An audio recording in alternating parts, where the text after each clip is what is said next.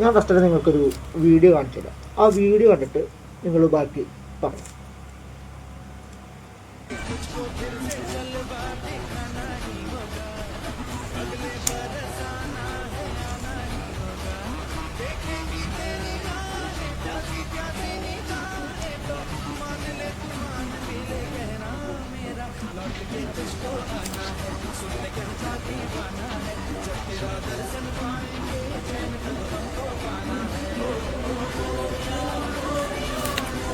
Video ഉണ്ടല്ലോ, സംഭവത്തുള്ളൂ.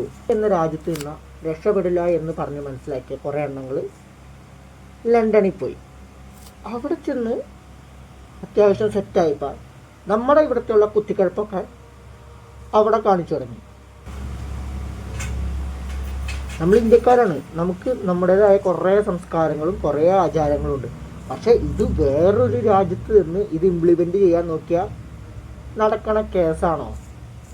അതുപോലെ തന്നെയാണ്. അതായത് ഇത് നിങ്ങളൊന്ന് മറിച്ച് ചിന്തിച്ച് നോക്കിയേ. അതായത് കുറേ വിദേശികൾ ഈ നാട്ടിൽ വന്നിട്ട് അവരുടെ കുറേ ആചാരങ്ങൾ ഇവിടെ ഇംപ്ലിമെൻ്റ് ചെയ്യാൻ നോക്കിയാൽ നടക്കുമോ?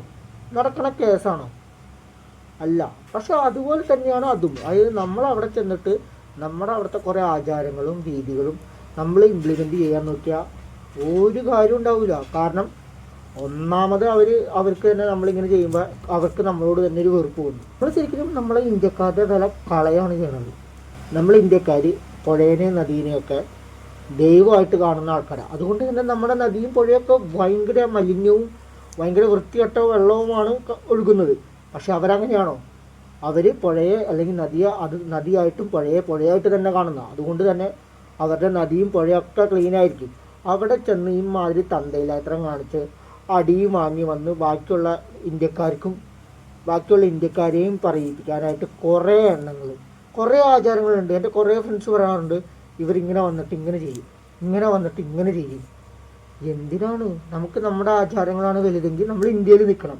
അല്ലാണ്ട് വേറൊരു രാജ്യത്ത് പോയിട്ട് ഇത് ചെയ്ത് മറ്റേത് ചെയ്ത് മറിച്ചത് ചെയ്ത് ഇതൊക്കെ ഇന്ത്യയുടെ ആചാരങ്ങളാണ്. അല്ലാണ്ട് പുറം രാജ്യക്കാർ ആയിട്ട് യാതൊരു ബന്ധമില്ലാത്ത കാര്യങ്ങൾ അവിടെ ചെയ്യാൻ നോക്കിയാൽ നടക്കുമോ?